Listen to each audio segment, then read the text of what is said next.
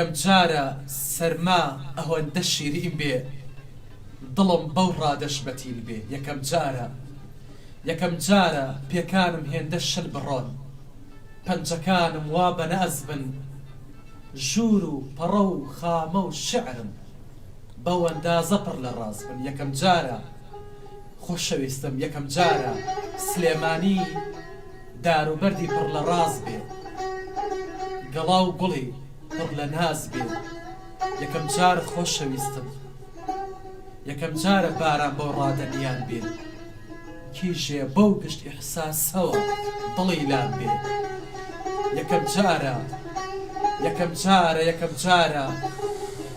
جارە ژیان ئاوا لە گێلاس چێ تیری کچێ وازوو لە دڵم ڕۆ بچێ یەکەم جارە خەیاڵم لە گەزۆ چێ یەکەم جارە خەیاڵم لە گەزۆ ئەچێ کچی جوانی شعرەکانم لە تۆ ئەچێ وەختە دڵم لە خۆ بچێ چون وا ڕۆحی دزیم بچێ دەستەکانت خۆش بێ بەخێر بێتەوە پێش هەموو شتێ من کەمێک بای تەندروستی و ئاوانیە بگرم کە شێفازی بۆنم کەمێک گۆڕاوە بینەران و بیسەرانی گەڕیان میدیان لە هەر شوێنێک لەگەڵ ئێمەن ئەمڕۆ سڵاوێکی پڕ جوانی خۆشەویستی پێشکەش بە ئێوەی ئازیز بێ هیوادارم تا کۆتایی لەگەڵ ئێمە بمێنەوە لەگەڵ شاعیرێکی بە ئەزمون دەبینە میوان یەک بێکی ماڵەکانتان شاعری ئەمڕۆژمان خاوەن قەڵەمێکی بە ئەزمون کاوەی شێخ سەلام بەخێر هاتی سەر چاوەکانم سپاس ئارزوخان خۆشحاڵم خۆشحاڵتەبووین ئەمڕۆمان دووتەکەی لەگەڵ خۆمانە لە خزمەتانە کەمێکی دەنگ بەهڵبڕی سپاس دەکەین باڵێ باش سڵاو توی بەڕێز سڵاو لە بینەران و بیسەرانی خۆشەویستی گەڕیان میدیا زۆر بە تایبەت بە ناوی ئستافی گەڕیان میدیاوە بە ناوی بینەران و بیسەرانمانەوە بەخێرهاتنی شاعری خۆشەویست مامۆستا کاوی شێخ سەلامەکەین زۆر بۆ جەنابتان ئەلبەتە پێشمان خۆشە سەرەتا داخڵ بە دنیا جوانەکەی شعر بین پاشان بچینە لای گفتوگۆکەی گڵشەنی شعر ینی شعرێکتان بۆ بخوێنمەوە هاوکاری و یارمەتیدەری خۆشەویستمان کاک جەزای ساس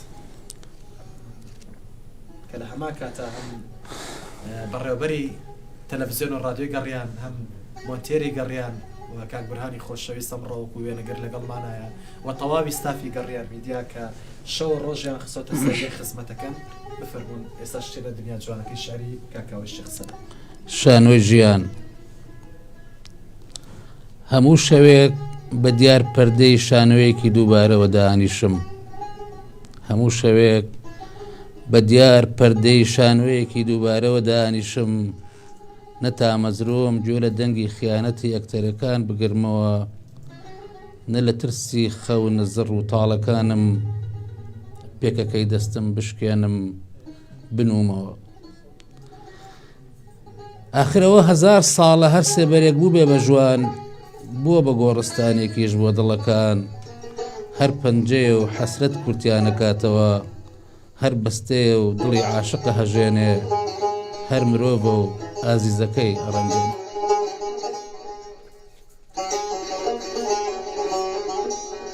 ڕازگۆیی گەر ڕازگۆ بم یەکەم ئەوینی تەمەنم، بولبولێکی ئاوازخۆشی بێنازی ئەو کێوانە بوو، لە هێلانەی دڵی منە جێ نەبوو کە ئەو فڕێ ئیتر منیش بووم بە باران. گەر ڕازگۆ بم یەکەم ئەوینی تەمەنم، بولبولێکی ئاوازخۆشی بێنازی ئەو کێوانە بوو، لە هێلانەی دڵی منە جێ نەبوو کە ئەو فڕێ ئیتر منیش بووم بە باران. تینوێتی هەموو دڵەکان، تاسەی هەموو حەزەکانی ئەوینداران تێگەشکێنم، بەڵام هەر خۆم تینوترم، هەزاران ماش تینوێتی لێوم ناشکێنن، قەت نابمەوە بە هێلانەی چۆڵی ئەوین، بە بەفری سپێدەی تەمەن بۆ دڵداران.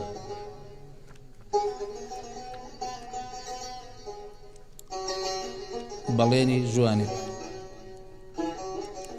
چرپە چرپێک کە نەتەوێت کاتی ژوانێک لە گوێچکەی ئەو تێبپەڕێ، ماتەماتێک کە مانگە شەو خۆی لە ئاسمان حەشار بدا و تەنیا تیشکی وەک رازی بوون بۆ خۆڕانان مژدە بدا و لە زاری ئەو بێتە دەرێ. ڕاموسانێک خلیسکانەی پەنجە لەسەر شاخی سنگ و لێو لەسەر دەریای هەنگوینی هاوشێوەکەی، هەست و چێژ و تامەزرۆیی لەگەڵ بەڵێن و تۆبەکان هەڵبوو وەرێ.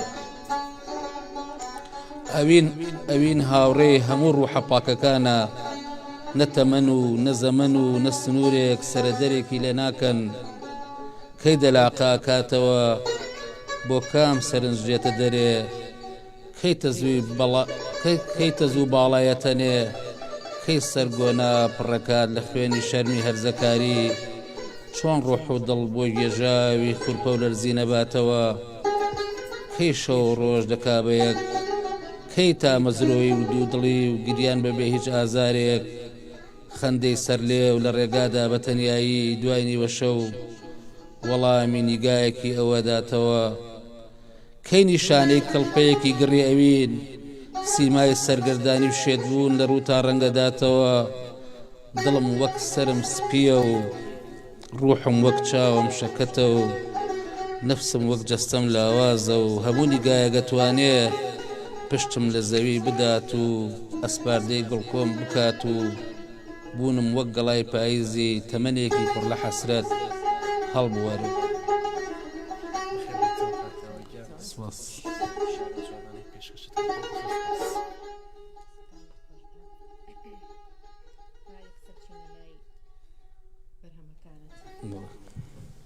تەواری ئاسۆ ناوی یەکەم کتێبمە، یەکەم کتێبی تۆیە، بۆچی ئەم ناوە؟ ئەو ئەوەی کە خەڵک زۆر پێشوازی لێکە هۆکاری ئەوە بوو کە تۆ هەوڵ بە چاپی دووەمی بخێتە بازاڕەوە؟ تەواری ئاسۆ ئەنی مەسەد ناوەکەی بوو قسەی لەسەر بکەم. بەڵێ تەواری ئاسۆ تەوار مێینەی هەڵۆیە، بێگومان عشقیش لە چنگی هەڵە و ڕزگاری نابێ، ئەو هەڵۆیش ڕەنگە چنگێکی لە منیا بێ و کاگاشم باشتر دەزانێ کە چنگیان لێیت پارچەیەکی لێبن. ئەو هەڵۆیە لە ئاسمانە، لە تەوارێکە لە ئاسۆیە، لە ئاسۆی ئاسمانە وەستاوە و ناوی شعرێکیشمە لە ناو ئەو دیوانەیە، شعرێکیش بە ناوی تەواری ئاسۆ هەیە. دیارە من ئەو عیشقم بە تەوار ناوناوە و لە ئاسۆش یعنی کەمتر خۆی لە زەویەوە ئەو عیشقی من، وەکو ئەوەی کە بۆچی بەرگی دووەم نییە، هەر هەمان بەرگ چاپەکەمەوە لەبەرەوەی بەڕاستی جاری پێشوو کە چاپم کرد لە کتێبخانەکان هەیە، بەڵام لە کۆڕێکە نەمبەخشی. حەزم کرد ئەم جارە کە لەگەڵ کتێبە تازەکەمە هەردووکیان لە کۆڕێکە ئینشاڵڵا خوێندنەوەی بۆ بکرێ و بەڕاستی مامۆستا فاروق قەراخی کە پرۆفیسۆرە لە ئەدەب مەمنونێ بم گەورەی وان وتی من ئەو شعرانم بە دڵ و خوێندنەوەی بۆکەم، لە کاتی خوێندنەوەکەیە ئینشاڵڵا پێشکەشێکم بە هەوادارانی شعر و ئەو کەسانی ئەو ڕۆژە من گەورە بکەن لە خزمەتیانە بم، من هەردوو کتێبەکەمان پێشکەشەکەم. هەوادارانی وای کرد تۆ ئەمە نوێ بکەیتەوە ببەخشی بە هەوادارەکانی خۆت. بەڵێ باشە، باسێکی ئەو چنگە بکەین. بپرسە ئەو چەندە چی لە ژیانی تۆ کرد؟ عیشق ئارەزوخان عیشق بەڕاستی وشەیەکی زۆر قورسە. عیشق زۆر جار بەکارهێنرێ لەلایەن کەسێکەوە کە لە معنای عیشق تێناگات. عیشق پێنەگەیشتن و تامەزرۆییە، یعنی عیشق بەرکەوتن نییە، لە عیشقا بەرکەوتن نییە. عیشق زۆربەی شاعیرە گەورەکان چ مەولەوی چ مەولانا جەلالەدین ڕۆمی و زۆری تر کە عیشقێکی ئیلاهی لە جەستەیانە کڵپی سندووە هی پێنەگەیشتن بووە، ینی پێنەگەیشتن بەڕاستی بێ بە عیشق و لە دەرەوەی ئەوە هەچێکی تری ناوبنەی ناکاتە عیشق. عیشق ئەو تامەزرۆی و حەسرەت و کەف و کوڵە دەرونیەیە کە بەرە ڕووی دامرکانەوە نابێت، دامرکانەوە ڕووی تێناکە، ئەوە عیشقا ئەمێنێتەوە. واتە عەشق نەگەیشتنە یاخود گەیشتنە؟ عەشق پێنەگەیشتنە، عیشق تامەزرۆییە. بۆچی ئەگەر پێ بگەی عەشق نامێنێ؟ ناڵم عیشق نامێنێ، بەس ئەو حەسرەتە نامێنێ. بۆچی؟ ئەوە خوێندنەوەی منە، ڕەنگ وەکو بارگەهوایەکی ئەگەر بڵێم هەوری سالب و موجب چۆن کە بەر ساردەکە بەرگەرمەکەکەوێ بەتاڵ بێتەوە، ڕەنگە بەتاڵ بێتەوە. کاتە بە جەستەکردن عەشق ناهێڵێ؟ پێم وایە ئەو مەغزایی کە لە ڕوحی عیشقا هەیە ناهێڵێ، ئەو مەغزایی لە ڕوحی عیشقا هەیە. بێگومان ڕای تۆ؟ بێگومان ڕای من. یاخود گشتی؟ من ڕای منەوە، من خەڵک ئازادە چۆن بیرەکاتەوە. من پێم وانەیە عیشق بەبێ بەرکەوتن ینی هین بێ، بەڵام منەڵم ئەو تامەزرۆی و حەسرەتی کە لە ناو ناخی ئینسانە، ئەو کڵپەیە کە لە ناوخی ئینسانەیە بەڕاستی بە حەسرەت ئەمێنێتەوە. پێم وایە بەرکەوتن بەشێکی لێکەمەکاتەوە. دەسەکانت خۆش بێت. ئازیزانیە ماڵبەتە من بەرنامەی خۆم وەها بوو پاشەوەی گفتوگۆیەک کەف و کۆڵی شعر و کۆمەڵا پرسیار بکەین ئەو سابچینە سەر باسی عەشق، بەڵام هەر لەگەڵ یەکەم چرکەیە ماشەڵڵا ئارزوخان و کاهۆی شێخ سەلام چوونە ناو قوڵای عیشق، کەواتە ئەم بەرنامە لە ئێستەوە پێشکەش بە دڵبریندارەکان، پێشکەش بە عاشقەکان، عاشقەکانیش پێشکەش بە مەعشوقەکانیان بکەن. چەمێکەی خراپ بوو. هەن متابعی کاک شێخی شم کرد بەڕاستی، یعنی سەر تاپە بە شێوەیە کە دوات یعنی وەکۆی پڕاوپڕ بێ لە عیشق و لە تامەزرۆیی. بەڵام با من پرسیاریەوە بکەم کاکاوە شێخ سەلام بە عیشقەکەی گەشت؟ نەخێر. کەواتە بۆیە ئێستاش بەو نەفەسی عیشقانەوە دەنووسی دەستخۆش کاکشێ. چیت هەیە بەرامبەر ئەو گەنج و لاوانەی کە لە ڕۆژگاری ئەمڕۆیان ناوی عیشق هەڵەگرن بەڵام لە هەمان کاتە هێشتا لە عیشق نەگەشتوون، چیت هەیە بۆ ئەوانە؟ وەکو عەرزم کردی کاکە هاشم، عیشق لە دەربڕینەکان تا دەرەکەوە، عیشق لەسەر ڕوخسار لە سیماتە جێپەنجەی دیارە، ینی ڕەنگە عاشق کەم پێ بکەنێ، ڕەنگە عاشق زۆرتر بگری، ڕەنگە عاشق لە دانیشتنیا حەزی بە تەنیایی بێ، ڕەنگە عاشق گۆشە ژیر بێ. ینی زۆر جار خەڵک باسی عیشقەکە، بەڵام کە سەیری ڕوخسار و جوڵانەوە و سیمای و هەڵسو کەوتیەکەی دیارە عاشق نییە. عاشقەکان زۆری دێوانن. دیارە من ڕەنگە ئێستا تەمەنمی ئەوە نەبێ، ئێستا من عیشق ناکەم ئێستا حاڵی حازرم دەقەیە، بەڵام عاشقەکان پیانەوە دیارە، سیمای عاشق دیارە لە بازاڕە ببینیت ئەزانی کە ئەو کەسە عاشقە، چنێر بێت چمێ بێ، منیان ناسم. مەسەلەکە ئەمەندە تەڕووپارە بما خۆش هەر ناو عیشقا بمێنینەوە، ئەگەر شعرێکت هەبێ بۆ عیشق پێشکەشی بینەران بکەیت. وڵی ڕەنگە مستەبیرم نێ بەتایبێت ئەگەر خوێنەکەین بە مۆسیقا هاوکاریمان بکات. دەباشە.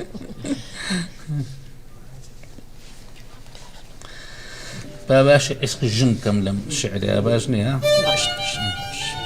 ئەڵێن ژن قەت لە بارینی عشق و ئەوین دەستی نەبووە، ئەڵێن ژن قەت لە بارینی عشق و ئەوین دەستی نەبووە، بێ هەوروبە بە دڵۆپێک بەشدار نەبووە. لە سووتانی باڵای پیاودا دەست پێشخەر و لە تێکشکاندنی ئێسکیدا خاوەن زۆر و بە ئازاری هەستیار نەبووە، ئەڵێن ژن قەت لە بارینی عشق و ئەوین دەستی نەبووە، بێ هەوروبە بە دڵۆپێک بەشدار نەبووە. لە سووتانی باڵای پیاودا دەست پێشخەر و لە تێکشکاندنی ئێسکیدا خاوەن زۆر و بە ئازاری هەستیار نەبووە، ئەڵێن ژن قەت بۆ دەربڕینی هەستێکی گۆڕینەوەی سۆزی ئەوین تەنانەت بۆ وەڵامی پیاوە بە وشەیەک ناچار نەبووە. منیش ئەڵێم ئەو بێدەنگی ئەتوانێ بمکا بە ئێشگری مانگ پرسەجێری بوون بە هەڵمی هەتیفەکەی. منیش ئەڵێم ئەو بێدەنگی ئەتوانێ بمکا بە ئێشگری مانگ پرسەجێری بوون بە هەڵمی تریفەکەی. ئەو بە بێدەنگیەوە جوانە و لە مێژوودا ئەوینی ژن هەر بە ڕوحە و بەزار نەبووە. ئەوە ژنە پڕی کردم لە پرسیار و دەمباتە ناو دووڕیانی مان و نەمان. ئەوە ژنە بە بێدەنگی بۆ من بووە بە سروشت و بە فەلەک و بە نیشتیمان. ئەو لە ئەویندا باڵایە و وەکو دەڵێن نەدار نەبوو.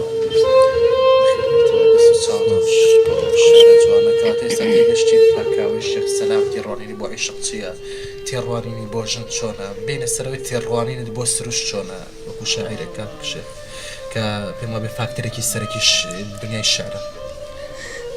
سروشت بێگومان کاریگەری لەسەر هەموو مرۆڤەکان هەیە. ئەم سروشتەی کوردستان، جوانی سروشتی کوردستان بەڕاستی من پێم وایە ئەم تۆزێک لە ناو هزری خۆمانەتەوەیم.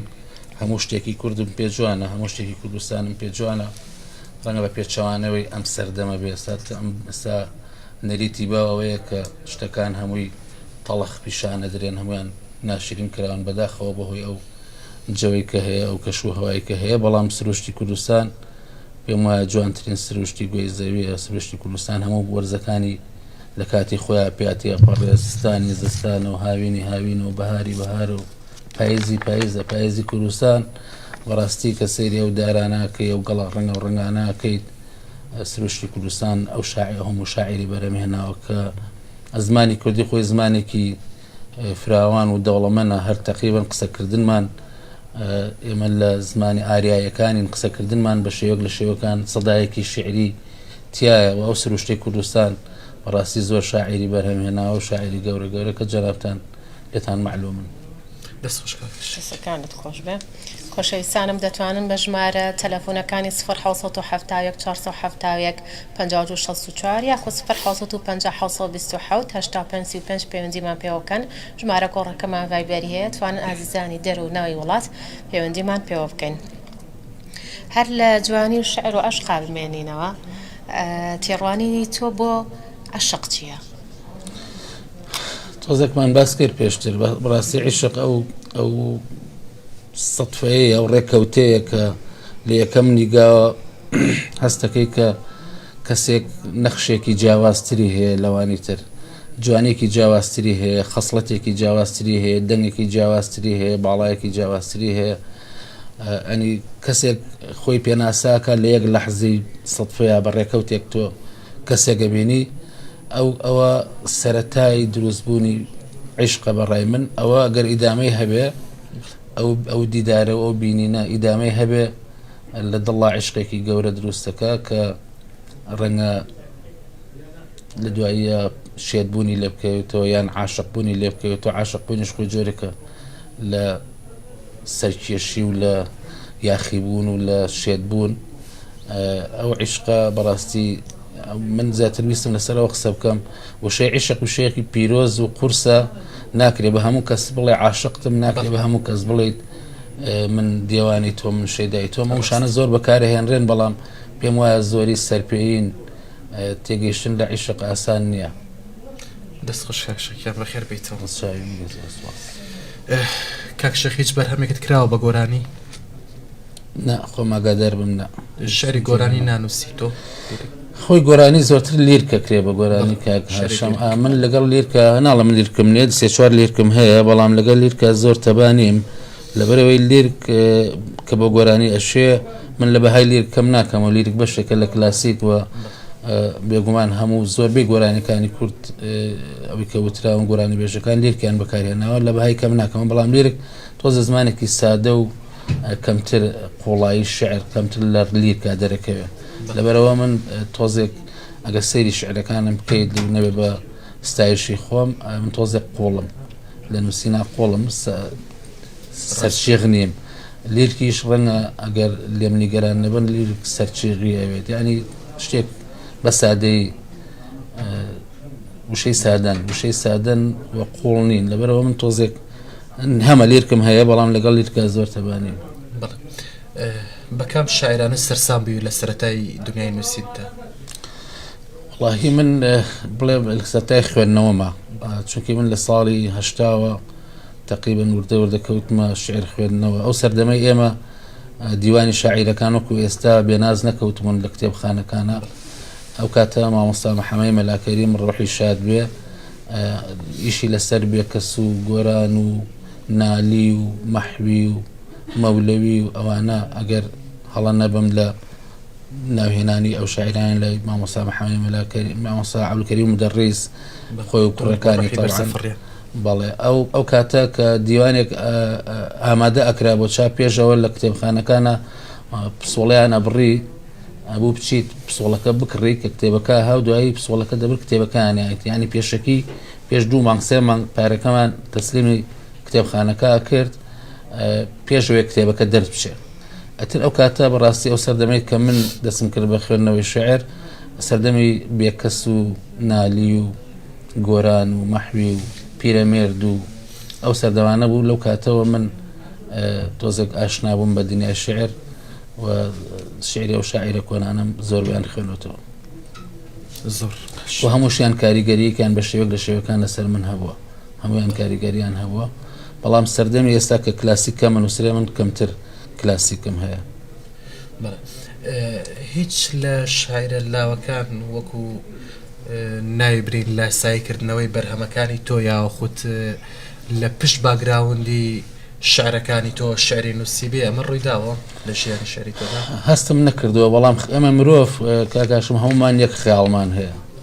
مەسەلەن بۆ نمونە لە بینینی ئافرەتێکە هەمومان خەیاڵێکمان بۆ دروست بووە، لە بینینی درەختێکە لە پاییزە خەیاڵێکمان بۆ دروستە بێ، لە کانیەکە بینین خەیاڵێکمان بۆ دروستە بێ، هەمومان مرۆڤین، هەمومان یەک خەیاڵمان هەیە. بەڵام داڕشتنی بینینی من بۆ ئەو شتانە لەگەڵ بینینی جەنابەت جیاوازە، ئەویش علاقەی بە کۆمەڵی شتەوە هەیە، باگراوندی مەعریفی لەگەڵ ئەو چرکەی لە ڕووی دەرونیەوە تۆ چەند ئارامیت، ڕەنگە سمۆرێ گەڕوا ڕەنگە سەدفە تۆ بیبینی من نەیبینم، ڕەنگە بەربوونەوەی گەڵایەک ڕەنگە کاریگەریەک لەوێ لەسەر من دروست کاوێنەیەکم باتێ لا من بە شعرێکی گەورە ڕەنگە لای تۆ دایان بارە بێت 100 بارە بێ، ینی لای تۆ شتێکی نەوێ. بە هەر حاڵ ینی ئەوەم هەست پێ نەکردەوە کەس وەکو شعری منی ئەو کردبێ، بەڵام پێم وایە هەمومان یەک خەیاڵمانەیە، بەڵام خوێندنەوەکانمان جیاوازە. ینی ئەو وێنەیە کە من لەسەر تابلۆیەکەی کێشم بە شعر ڕەنگە لەگەڵەوەی جەنابتە کاڵۆ تۆخێکی هەبێ.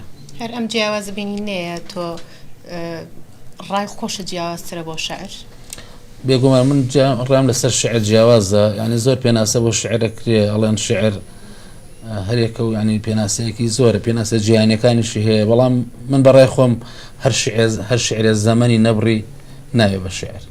یعنی سەیری کە ئێمە لە دیوانی شاعیرە کۆنەکان لە پیرەمێرد 3-4 شعرمان هەیە کە هەمومان ڕەنگە لە بەرمان بێ، لە بێکەس 3-4 شعرمان هەیە ڕەنگە هەمومان شعری خەیان بۆ نمونە 500-600 ساڵ پێش ئێستا نووسراوە، بەڵام هەمومان ئەی خوێنینەوە چێژی لێبینین زەمەنی بڕیوە کە ئەو دقەی زەمەن نەبڕێ بەڕای من نابێ بە شعر، ئەبێ بە پەخشانە بێ بە هەڵبەست هۆنراوە هەچێک بەس بە وشە چڕێەکەی شعر ئەوە دقە ئەوە شعرە کە زەمانە بڕێ.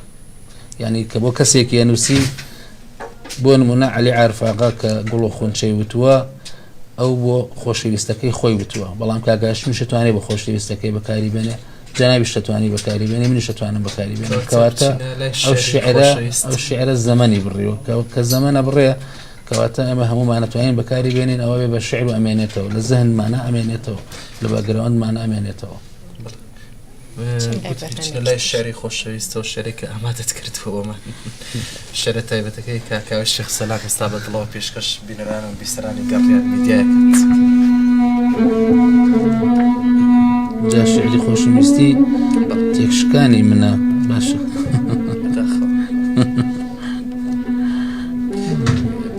پێم خۆشە لە ڕووی ئەحساس و ئەداشەوە هەر بە تامی و دڵشکانە پێشکەشمان پێکاشێت. باشە هەڵێ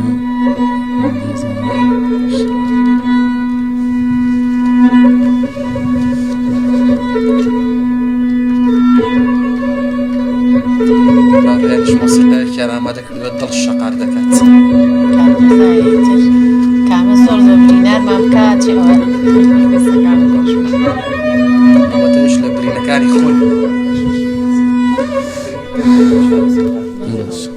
خۆشم ویستی وەک پێدەشتە شەقارەکەی جەستەی بەناز و شەکەتم بارتەقای ئەو پیرۆزیانەی منیان لەسەر هەڵچنرا بووم وەک پارچەیەک لە جگەری خەڵتانی نەشتەری چاوە خۆشم ویستی وەکو دڵم کە بەتەنیا ئەو شگە بەم گەنج و ڕەنجیم پێ ببەخشێ خۆشم ویستی وەک تارمایی هەڵمی هەناسەی زستانی ئەم تەمەنە زۆر دەگمەنە کە بێتۆ نەبێ وەفایی و نەگاڵتە جاڕیە زانی خۆشم ویستی مەبەستم بووی زۆر شێتانە هیواکانم وەکو گوڵێک بە باڵاتە هەڵواسی بوو تا لە وەرزی وشکە ساڵی ئەم زەمەنە بێ ئەوینە وشک نەبن هەڵنەوەرێن وەکو چاوم پاسەوانیم بە برژانگم لێ کردی ئای من چەندە خۆشم ویستی لە ئامێزما پڕ بە دەروونمە ترسام خەو عیشقت بیر بباتەوە بۆیە بە ئاوازی ئەوین بەرەو سەمای پڕ حەسرەتی هەرزەکاری خۆمە بردی ئای کە چەندە خۆشم ویستی ئای کە چەندە خۆشم ویستی بدویستایە گوڵی ڕۆحم لەسەر سینی پڕ لە عەتری مەمی ئالان لەگەڵ سپێدەی ڕۆژێکی ئەم بەهارە بۆ مەهێنای من ئەوەندەم خۆشەویستی بەنیاز بووم ئەگەر مەرگ دەرگای ژیانی لێگرتم دوا وێنەی قەتیسی چاوم چاوی تۆ بێ دوا هەناسەم لە ناو سیەکان تا بدەم مرواری وشەکانیشم لە گوێچکەتدا گوارەی ئەوین و ناوت بێ وەک چۆن لێرە بۆ تۆ ژیان مەرگیشم بە قوربانت بێ ئای کە چەندە خۆشم ویستی ئای کە چەندە خۆشم ویستی بەنیاز بووم بە دەوری چرای چاوتەوە پەروانە بم هەڵوەدا بم حەسرەتت سەرفراز بکەم بە پەنجەی تامەزرۆم بۆ سێو تارای ئاوریشمێکی سپی لەسەر ڕوخسارێ لا بدەم لە بناری کێوی خەندەی هەمیشەییم زەماوەندی مەرگی ڕابردووی پڕخەمت بۆ ساز بکەم ئای کە چەندە خۆشم ویستی ئای کە چەندە خۆشم ویستی زۆر گێلانە تۆم بە ڤینۆسی خوای جوانی ئەم هەسارە ئیماندارەی هەموو سادێک ئامادەی کردنۆش بردنە زنە و قوڵپیکانی بنار چیای متمانی تاقانە و بە بەفری سەردوندی ئەوین بە دوات چڵی مێش و لەلی هەڵنەنیشتووی ترۆبکی باڵای چنار و کارژیلەی سەرپێ نەکەوتوو کۆرپەی چاوان نەپشکوتوو بڵێسەی ئاگری دڵم لەوان زیاتر تۆم بە مامۆستای بیری چاک گفتاری چاک ئاکاری چاک شاکاری ڕەوشت و جوانی خانمی جیهانەزانی گوڵم زۆر زۆر خۆشم ویستی گوڵم زۆر خۆشم ویستی من بۆ خەندێ سەر لێوی تۆ ئامادە بووم دەست بۆ ژیلەمۆی سەرزاری دەروون پیس و بوختان نووس و چاڵ هەڵکەن و بێویژدان و دژە ئەوین و ئاواز و ڕوحی نەخۆشیان بهێنم لە دۆزەخی ڕقی تۆڵەی کرداریانە بەجارێک بیان سووتێنم تۆ دەزانی بە سەرمەستی گەلێک زیاتر لە ئاگایم خۆشم ویستی زۆرە ترسام نەفرەتێک بتخاتە سەر شاشەقامی دۆزەخی نەگەڕانەوە تا ناچار بم لە دڵما دەرت بهێنم ئارەقی سەر ناوچەوانی پەشیمانیت سەهۆڵ بەندانی دڵی من تەڕ نەکات و وەکو ئێستا لە ڕقێکدا بەدڵچێنم تۆ ئەوەندە لە دڵما بووی خۆشەویستی ترسی زۆری لە هەزر و دڵی سەرکەشما تۆ کردبوو کە ڕۆژێ بێ درۆی شاخداری ئەهریمەن لەسەر زمانی دۆڕا و لە شفرۆشە ڕەنگ تاڵەکان وەک ماسیەک لە تابگەی پڕپڕژەی مندا تەفرەت بدا و بەرەو گۆماوێکی بۆگەن پێشت بدا و بتکات بە ژەمێک خۆراکی قرجاڵەکان بەداخەوە هەرواد لێ هات وەک پاداشتێک بۆ ئەوێنم پەڵە هەوری چڕی پڕ بروسکەت نادە سەر ئاسمانی چاوم تا تێر بگریم بەس ناتوانم بەدڵی خۆم بەسەر زەوی خیانەتا بگرمێنم بە بروسکەدا خوڕپانێک ئاسمانی نازش شەق بکەم دڵی سەرکەش و نەخۆشی پڕ لە شانازی تاوانت بتاسێنم قەت ناتوانم ژانی دڵم ئەم زوو خاڵم بەگوێی کەسدا بچرپێنم قەت ناتوانم وەک پێویستە بە چاوی ڕقلێت بڕوانم تەنیا ژەمێک لە ژەهری ئەم مارە پیسەی لە دەروونما بە ناپاکیت لەدایک بوو بە ناڕاستی پەروەردەت کردە خوار بدەم لە مەرگێکدا نەفرەتێکی باڵانمات لەبەر بکەم بەسەر کەپری پڕ لە داوی درۆکان تا وەک چیایەکی ئاگرین هەرس بێنم بۆ هەتایە یەکەم بەردی تەخت و تاراجی پیلانت بڕۆخێنم پەردەی عشقت بەرچاوی وا لێڵ کردبووم نەمدەزانی لە سێبەرما گوڵی بەهاری تەمەنی خۆ دەبەخشی لێوی منە خەیتە لەرزە و لێوی ئەهریمەن ماجەکەی کۆشکی شەهانەی دڵی منە ڕوخێنی ئارەزوی کەلاوەیەکی بێتەخت و شکۆ تاجەکەی پەردەی عشقت بەرچاوی وا لێڵ کردبووم نەمەزانی لە سێبەرما گوڵی بەهاری تەمەنی خۆ دەبەخشی لەوێ منە خەیتە لەرزە و لێوی ئەهریمەن ماجەکەی کۆشکی شەهانەی دڵی منە ڕوخێنی ئارەزوی کەلاوەیەکی بێتەخت و شکۆ تاجەکەی بۆیە هەتا گەیشتن بە ڕۆژی پەسڵان سەرگردانی وەڵامێکم تۆ بۆ وات کرد ئاخر بۆ چێ منت گریان ئاخر بۆچی خۆت ڕاج کرد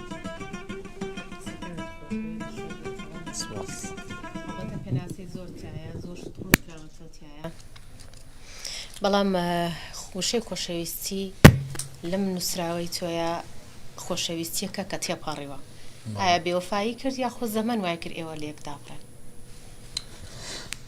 خۆی لە چاوی خۆشەویستە لە چاوی عاشقا زۆر شت دەکچێتە دەرگای ناپاکیەوە ڕەنگە منیش پەنجە لە پەنجەرەیە کۆشتێکم بینی بێکە هانی ئەمەم شعرە بنووسم بێوەفایی کرد یخۆ ڕوونم کردوێتەوە خۆ شارەکە پڕە لە وەڵام خۆی بیڵێمێ ڕاستە خۆ گوێم لێ بێ قەینە ئارزوخان لێگەڕێ با ئەوە بیرەران و بیستەر هەم بڕیار بکەن چونکە بەڕاستی ناکرێەوە دەش سادە بینەوە بچینە ناو هەموو شتەکانەوە خۆ شارەکە خۆی پڕ بوو لە وەڵام دەست خۆش بۆ شعرە جوانە بۆ شعرە پڕ لە دڵشکانە بۆ شعرە پڕ لە ئازارە هەر هەبی ئینشەڵڵا بەڵام بۆ نووسینەوەی شادەکان لەمە بەدوای ئینشەڵڵا کاک شێخ یادەوەرێکی خۆشی خۆتمان بۆ بگەڕیتەوە لە دنیای ئەدەبیاتی تۆدا یاخود لە ئەم ساڵی ڕابردووە شتێکی خۆشی خۆتمان بۆ بگەڕیتەوە بۆ ئێمە و بۆ بینەران و بیسەرانی گەڕیان میدیا کە لە ژیانی خۆتا بەسەرت هات بێت وەکو یادەوەریەک لە دڵ و زاکیرەت ئاما بێتەوە پێشێ بچینە لای وەڵامەکەی بەڕێزیان ناوبڕێکی کورتمان هەیە و گەڕێنەوە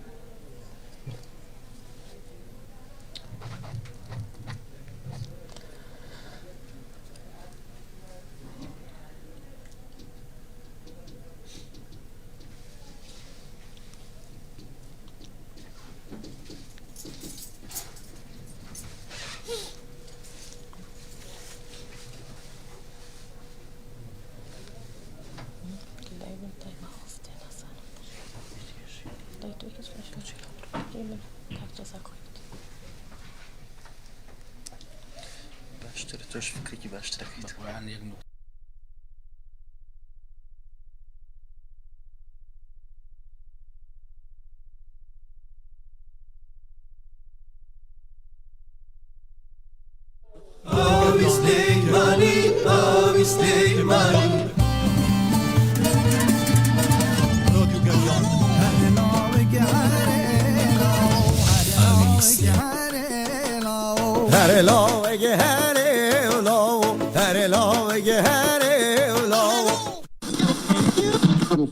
رادیو گریان گریانک دناب دل ئەبیندارە گریانک ای رفیقانی طریقت دردی عشقم چارکن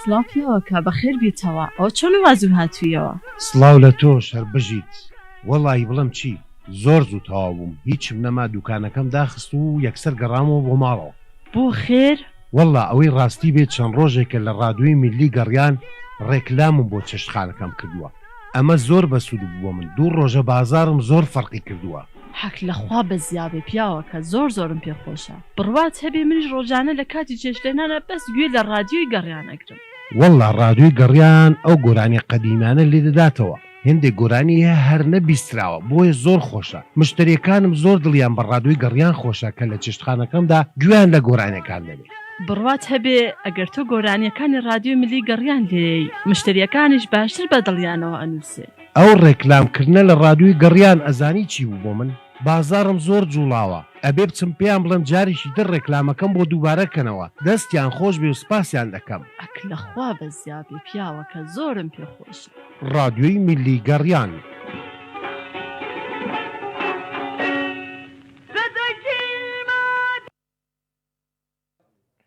سڵاتان لێ بێ جارێکی تر پێش ناوبڕەکە هاوکارم پرسیارێکی کرد بەڵام پێم وا بێ بەسەرهاتی خۆشی لا نییە ئەم هەموو تنگ و بریناریەی هەبێ هەموو عەشق و دابڕانە بەسەرهاتی خۆشی لێ پێ بوو وانە سپاس وەڵاهی زاکیرەم یارمەتیم نایە بۆ کۆکردنەوەی نوکتە بەداخۆ یعنی زۆر جار خۆم ئەو گلێم لە خۆم هەیە زاکیرەم نوکتەم بیر ناخاتەوە ینی بەجددی معنی لۆردی لەسرە مامەستا نەوەڵا علاقی بەوە نییە بەس هەر بەجددی ینی هەرێکە بۆ شتێک باشە من لە نوکتەیە باشنی نە لە جێرانەوەی باشن نە لە خەزمکردن بۆچی شاعران شعرەکانیان هەمیشە لای خەم و حەسرەت و خەفەتایە بەراورد بەوەی کە بۆ خۆشی و خۆشببختی ئینسانەکان شتێک کەمتر بۆ خۆشببختی بسە زیاتر هەر باسی میحنەت و حەسرەت و وەرکێکەوە شعرەکانی بەڕێزی شت نمونەیەکە لەو هەموو شاعیرەکان وانین ڕەنگە من بەڵام بە زۆرینە ئەوەندەی متابعەمان کردووە لە کۆڕەکانە بەشدار بووین تەماشای کتێبی شاعیرانەکەین زۆربەیان پڕن لە خەم و حەسرەت ئەگەر بەڕاستی ینی ڕێی خۆم پێ بڵێم کاگاشم پاڵنەری شعر ئازارە ینی یان ئازارێک یان ڕاستڵەکین لە بینینی دیمەنێکی جوانە ئەنی ئەکرێتەوە دیمەنێکی زۆر زۆر جوان ببینی بەڕاستی ڕادگرێ ینی بڵێ ئەمە پێویستە تەسویر بکرێت تەسویر تەمان مەقسەدم شعرە بەڵام ڕەنگە کێکو من سەرکەوتو نەبوو بێتم لەوەی ئازارەکەم بە شێوەیەک دەربڕم کە وەکو مامۆستا گۆران مەسەرەن بۆ نمونە شعرەکانی هەمووی وەسف و جوانیە بەڵام خۆ معنایەوە نیە مامۆستا گۆران بێ ئازار بوو بێ بێگومان ئازاری بووە بەڵام توانیوێتی ئازارەکەی بە ئەو نەخشەی کە ئەی کێشەیە ئەو تابلۆی کە دروستیەکە ڕەنگە توانی بێتی گەورەی گۆران لەوەیە بێ کە ئازارەکانی کەمتر لە تابلۆکانیا دەرەکەونش ئازارێکی خۆت کە بیرت نەچێتەوە خەمێک حەسرەتێک ناخشتێکی ناخۆش لە ژیان تاکە بیرت نەچێتەوە کە یەخەی توی گرت بێت پێشەوەی بۆ مامگەڕێتەوە جوان بیری لەو کەرەوە بە هەر مەجاڵی تۆدا کاکشێخ زۆر زۆر هاوکاریەکەم خزمی خۆمە پێنجێکی تەلەفۆنیمان لەگەڵا خاتون سۆزدار خاتون سڵاوت لێبێ دێمەوە کۆچم هەمیشە کۆچ نییە چونکە حەسرەتی بۆمکردنی گوڵانی بەهارم پێیە پێیان بڵێن هیچ کۆڕێکم بۆ نەگێڕن چونکە من نەمردوم و قەتیش نامرم نوێنەکانم هەڵمەگرن لەجێت بەفردا دەڕوێم و دێمەوە لە ئاگری خەونەکان لەدایک دەبم وەک گردەلول پەیدا دەبم با چایەکەم گەرم بێ چاوەڕوان بن چەند دڵام خۆشەویست بوون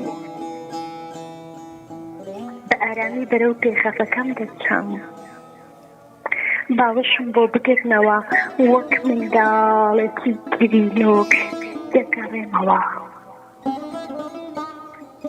باوەشم بۆ بگرنەوە وەک منداڵێکی گرینۆک دەگەڕێمەوە.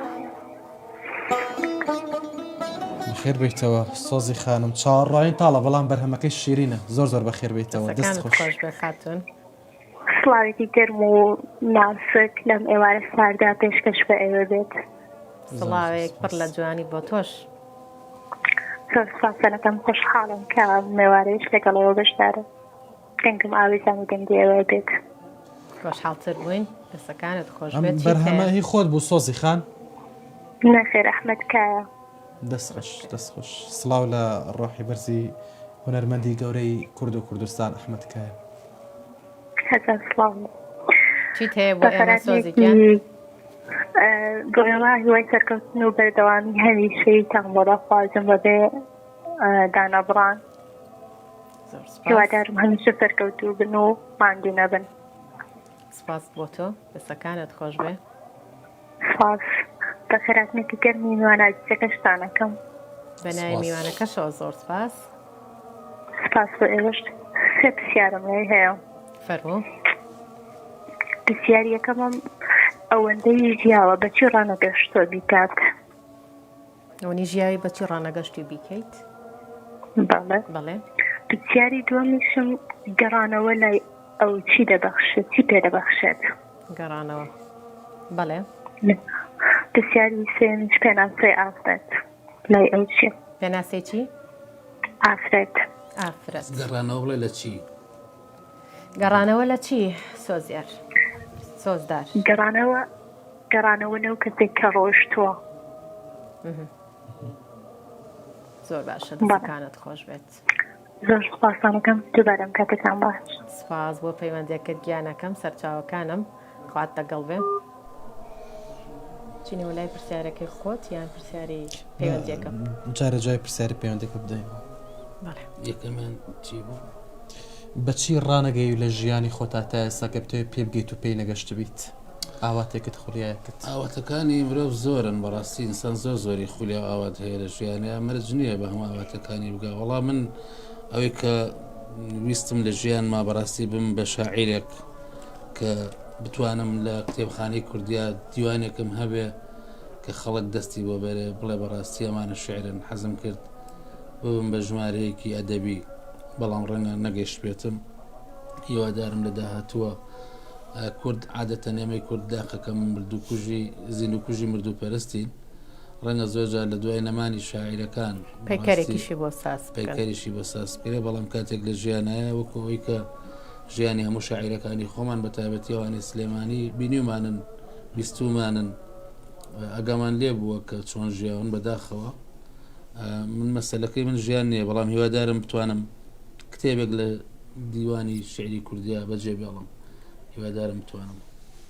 دووەمیان پێناسی ژن ئێستا باسێکی ئەوینی ژنم بە شعر کرد. ژن بەڕاستی جوانترین بوونەوەری ناوگەردوونە ینی ژن ناتوانم بە دیێڕێک پێناسی ژن بکەم. ژن ژیانە ئەوە زۆر دووبارەیە کاڵە ژن دایک و نیوەی ژیانە و دایکی نیوەکەی تریشی نیوەی کۆمەڵ و دایکی نیوەکەی تریشێتی بەڕاستی ژن ناتوانین لە دیێڕێکە پێناسە بکەی. ژن ژیانە، ژن عشقە، ژن خۆشەویستیە، ژن سروشتە، بەڕاستی ژن دەنگە، ژن ڕەنگە، ژن زۆر شەی جوان هەیە بۆ ژن ڕەنگە بە هەموو شیانەوە نەتوانن پێناسەیەکی جوان بۆ ژن بکەن. پرسیاری گەڕانەوەی کرد. گەڕانەوە مەبەستی لەو کە کەسێک ڕۆشت بێ و گەڕانە کەسێکی عزیز. بەڵێ ئەو کەسێک کە لە شوێنێک بڕوە لە دڵێکا بڕوە پێم وانە بێتەوە باشتر بکە ڕەنگە نەیاتەوە باشتر بێت چونکی هەمان هێلانەی خۆی دەست ناکەوێتەوە بە هەمان تامۆچش بێگومان. بەڵێ بچینەوە لای پرسیارەکەی پێشوو خەم و تاڵی و حەسرەتەکە یەخەی تۆی گرتە بێت لە ژیانی خۆتە. ئەوە بزانم جەنابەت بە حکمی ئەوەی کە جەنابەت منە ناسی من ساڵێک و وا 6 مانگە کوڕە گەورەکەم نەخۆشە باشی بۆ خوازین سواسەکەم لە ناکاو تووشی نەزیفی دەماغ بوو تووشی جەڵی دەماغ بووەوە. ئێستا حاڵی حاضر بەڕاستیم لە خۆشی جەنابتان و هاتم بۆ بەرنامەیە. ئێستا لە تارانە بۆ عەمەلیاتی چاوی چووە چاوێکی تقریبا باش نییە ئەوە دووجار عملیاتی بۆ بکەن هیوادارم ئەم جارە بتوانێت هێشتا لە ڕووی بیرکردنەوە و قسەکردنەوە باش نییە. بەڕاستی ئازارێکی زۆر قوڵی لە منە بەجێ هێشتووە کە ڕەنگە تا ئەو چاک نەبێتەوە من نتوانم بەباشی پێ بکەنم ڕەنگە نتوانم بەباشی شفا لای خی گەورەی شەڵا خی گەورە شفا بەخشی هەمووان ئەبێت بە کوڕەکەی تەندروستێکی زۆر باش پێوەندێکی ترمان لەگەڵا کاک محەممەد سڵاوت لێبێ لە ئێوەش زۆر سپاس کاک محەممەدیان ئێوارە گوڵ و شعر و جوانی ئێوارە و گوڵ و شعر و جوانی و سلێمانی ئێوەش باشگیانەکەم. زۆر سپاس خۆشەویستگیان چیت هەیە بۆ میوانەکەمان؟ وەڵایی بە خێراتنیەکەم دەستخۆشی لێکەم میوانە بە ڕێزەکەتان ئیشەڵا خوا شیفای نەخۆشەکەشی بە ئامین ئامین یا ڕب. دەستخۆشیش لە هەردووکتانەکەم بۆ پێشکردین بەرنامەکەتان بەڕاستی ئادایەکی جوانتان هەیە زۆر ڕێک و پێکە یعنی پیا حەزەکە گوێ لە بەرنامەکەتان و لە میوانەکەشتان بگرێت. زۆر سپاس کاک محەممەدیان. من هیچ شتێکم نییە بە خێراتنی میوانەکە دەستخۆشی لەو خوشکوبرایەکەم ئەم بەرنامەیە پێشکەشەکەن سپاس بۆ کاکە دەزا و ڕادیۆی گەڕیانیش و بۆ ئێوەش سپاس بە ناوی ستافی گەڕیان میدیاوە سپاس بۆ بەڕێستان کاک محەممەد خۆشحاڵت کردین کاک محەممەدیان. من هەر دەستخۆشیم هەیە بۆ ستافەکە بەڕاستی یعنی متابعی بەرنامەکە کەم حەزەکەی گوێی لێ بگری دەسەر خۆڕ ڕێک و پێک ئادایەکی جوان پرسیاری جوان شتی جوان پێشکەشەکە. کاک محەممەد بەو پێی بەڕێزت متابعی بەرنامەکانەکەی پێشنیارت چییە بۆ جوانترکردنی بەرنامەکان بەڕێستان ئێمە پێمان خۆشە ڕاو سەرنج و پێشنیاری بینەرەکانیش ماوەرگرین بەڕاستی گەڕیان میدیاوەکو میدیایەکی ئاسا. خۆ من متابعە و ڕادیۆ زۆرەکە من کاک جەزا کاک بورهان لە نزیک و هەردووکیان ڕەفیق من ناسم لێگەی بەڵام من ئیسە خۆشحاڵم بەم بەرنامەیەوە یعنی متابعەیەکەم یعنی خۆ دوانە خۆتەکەی خۆت جۆ لە بگیریە. زۆر سپاس دەکەین دەست خۆش کاک محەممەد زۆر سپاس. بەڕاستی من یعنی هەر ئەو ناڵێم دەستخۆشیم بۆ هەردووکتان بۆ میوانە بەڕێزەکەیش بەڕاستی بەرنامەیەکە سەرنج ڕاکێشیە خۆت گوێی لێبگری. زۆر سپاس بۆ تۆ بەرزی دەنرخێنین سپاس دەکەین دەستان خۆش بێ و سەرکەوتوو سەرچاوەکانم خوات لەگەڵ بێت. ئەلبەتە کۆمنتی زۆر جوان هاتووە لەلایەنە زیزانەوە کاک ئەحمەد خات و سۆزی بەرزنجی کاکێ من سرێشمەیی کۆمنتی زۆر تایبەتیان نردووە میان ڕێز و خۆشەویستی و دەستخۆشییان بۆ گەڕیان میدیا و بۆ بەڕێستان و بۆ شارانەی کە پێشکەشمانەکەم بەڕێزەکە لە شعردا بڕچینەوە لای شعر و جوانی پێی بڵێ سەدایەکی بە چاوان کاکە ڕێبازی خۆشەویست ماوەسا پێی خۆشە سەدایەکی دەنگ خۆتان هاوکارمان بن لەگەڵ میوسیکێکی تێکەڵ بە دنیا جوانەکەی شعر و ئەوینەوەش.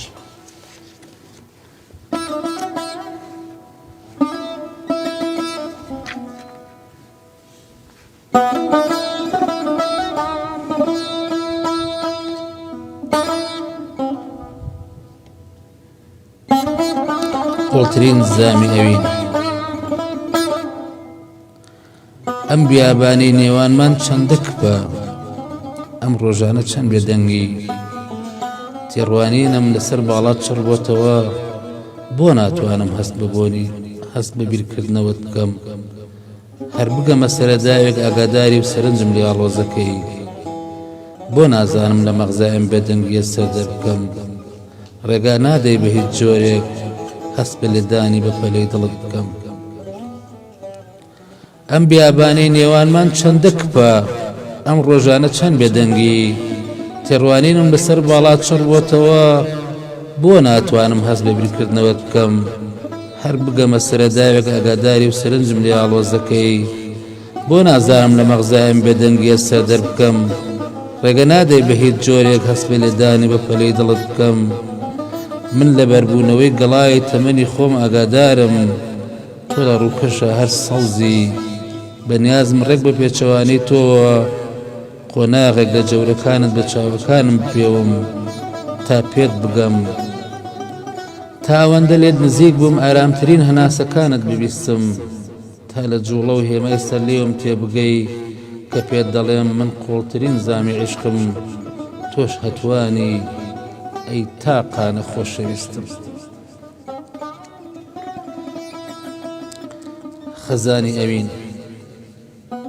سەر هەڵبڕە سەر هەڵبڕە من وا فێر بووم بۆ ئاودانی باخی ژیان پشت بە چاوی کەس نەبەستم تا بگەی گرکانی چاوی تۆ گوڵەکانەمە سووتێنێ من وا فێر بووم هەر بە تەنیا شەوی ژیان کەشکۆڵەکەم لە پشت بەستم ئەم جارە سپاردم بە تۆ ئەم هەڵوێستم ئەم هەژێنێ سەر هەڵبڕە سەر هەڵبڕە دڵ و مێشکم لە یەکتر گیان بەدڵ لە هزری خۆم پەستم ئەو وەهۆی گریانی تۆ سرم دڵم ئەڕەنجێنێ سەر هەڵبڕە ئەم هەیەجانی ئەوینە مەرگی هێنایە سەر ژیان ڕێگە نادا هەتا هەستم بێباکە لە زریانی تۆ لە گۆڕستانم خەوێنێ سەر هەڵبڕە سەر هەڵبڕە بەهاری من بوو بە خەزان هەڵدەوەرێ گەڵای دەستم دامەنیشە دەستە وەژنۆ ئەو دیمەنا ئەم سووتێنێ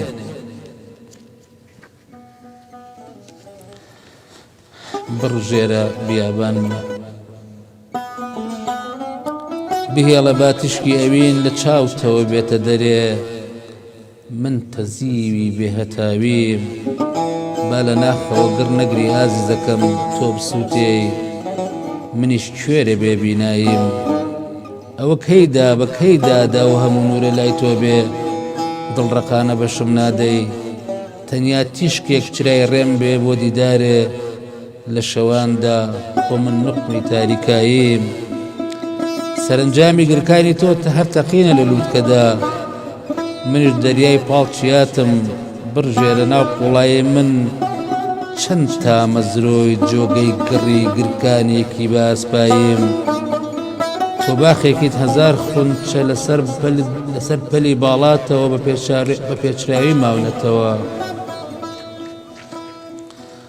سەرنجامی گرکانی تۆ هەر تەقینە لە لووتکەدا منش دەریای پاڵچیاتم بڕژێرە ناو قوڵایی من چەند تا مەزرۆی جۆگەی گڕی گرکانێکی بە ئاسپاییم تۆ باخێکیت هەزار خونچە لەسەر پەلی باڵاتەوە بە پێچراوی ماونەتەوە بە دەربڕینی ئەوینی دەکرێنەوە ببە بە گوڵی تەمەنم بۆ ژیانی تا هەتاییم ئەی دەریای کامرانی من بڕژێرە بیابانمەوە تینووی ڕەزامەندی دڵتم من درەختێکی زەیتونی بیابانێکی شەقارم زرد و ژاکاوی بێئاویم تا لە ئاوازی گەروتە سەمفۆنیای ئەوینێکی نوێ دەبێتە سرودی ژینم لە تاریکی بنی دەریای پەژارەدا خنکاوێکی گۆڕی کراوەی تەنیاییم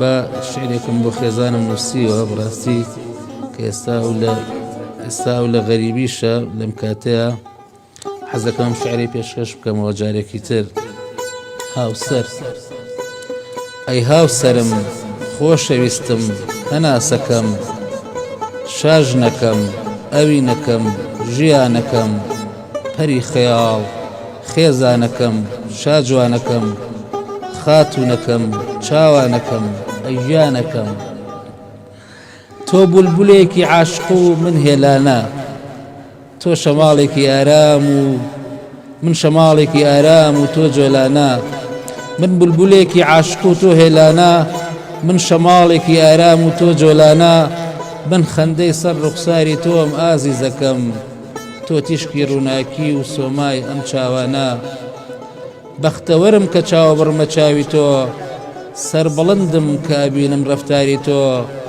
منی بێت تۆ پەنابەری بێوڵاتم لە ناو دڵتا پاشایەکم خاوەن شکۆ وەرە پەیمان نوێ بکەینەوە هەتا ماوین بەردەوام بین تا بە مەرگ نەڕەنجاوین ژیان بکەین لە باخێکی پڕ لە گوڵزار با لەو دنیاش پێکەوە بین وەک ژیاوین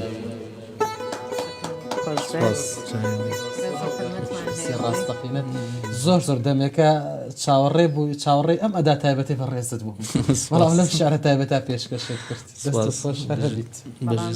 ئەداکردنەکەشت تایبەتە ینی وا کات کە جوانتر بچیتە ناو شەکانەوە تۆ کێشت لەگەڵەوە بوو کە بڵێ ئەداکەت باش نییە بەڵام زۆر باشترن لە من ئێوە دوکتان ماشەڵڵا باشترن لە من خۆشحاڵم یعنی ئەوە کە ئێڵێم بەڕاستی ئەوە سۆ سەرکەوتون لە ئاداکردنا من دەستخۆشیتان لەکەم لە هەچ کۆڕێکە کە جەنابتان پێشکەش بکەن لە ڕادیۆ کە گوێتان لێگری بەڕاستی ئینسان هەستەکە ینی ئەو شعرە پڕ ئاوازە و پڕ نەشئەیە و پڕ جوڵەیە و جوانترتان کردو هەمیشە ڕاو سەرنجی تۆ لەسەر گوڵشانی شعر و ئەم بەرنامەیە لەسەر گەڕیان میدیە چییە؟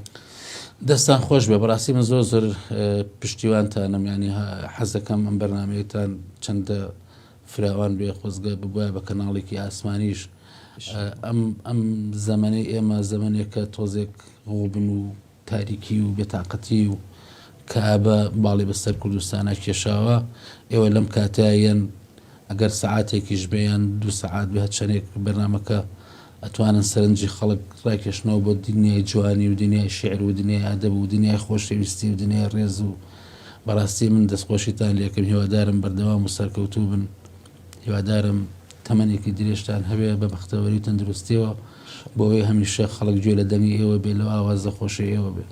ئێمەش پێمان خۆشە هەمیشە و شاعرانە دێ خۆم خۆیان بە دڵی خۆیان بەخواستی خۆیان شعرەکانیان بخوێنن نەکەوەی وەکو هەندێک شوێن و بەداخیشەوە هەندێک ڕێکخراو لە ناو کۆڕەکاندا بڵێ کاتی تۆ 2 دقەیە کاتی تۆ 3 دقەیە بەڕای منەوە زوڵمێکی گەورەیە لە شاعران دەکرێت کاکشێت ڕست. من لە ڕادیۆ هەبووە شعرم خوێنەوە دوای من بەرنامەکە داخراوە هەر توانێت جاریکە بەرنامێت تۆ. ئێمە سپاسی خۆشەویستانەکەین کە بەردەوام هاوکارمانن لە خزمەت هەموو شاعران شاعرانەی کە دێنێرە ئێمە لە خزمەتیان تەواوی کاتەکە شەگەر بە قەسیدەیەکیان بڕۆ ئێمە هەر بچووکەکەن و لە خزمەتیابین حرمەتی زۆرمان بۆت بۆ ئەو شعرە جوانانەی پێشکەشت کردین کە بەڕاستی ئاوی ڕۆحەکانن داین هەر هەبیت کاکشت مادوومان کردی دەسەکان خۆش بێ ئەچەنە باسی کتێبی دووەممان نەکرد بەڵامتر کات دەرفەت نایە بەداخەوە شاڵا دایەنین بۆ ناساندنەکەی و بەرنمەیەکی تر. سپاسی بێپایانم بۆ ستافی گەڕیان میدیا بۆ ئەم دیکۆرە جوانە چەند ڕۆژەکە ماندوو بن خۆبەخشانە لە بەڕێوبەرەوە تا بچووکترین کارمەندی ئێمە هەموو ماندوو بوون دەستیان خۆش بێ لە ساک بوون کە خۆبەخشن. سپاس بۆ تۆ سپاس بۆ میوانەکەمان سپاس بۆ هەموو ئەوانەی کە لە پشتی کامێرەوە لەگەڵمان بوون ئازیزانم تا بەرنامێکی تری گوڵشانی شعر بێەوەی ئازی شاد دەبینەوە خواتان لەگەڵ دەستان خۆش خۆش.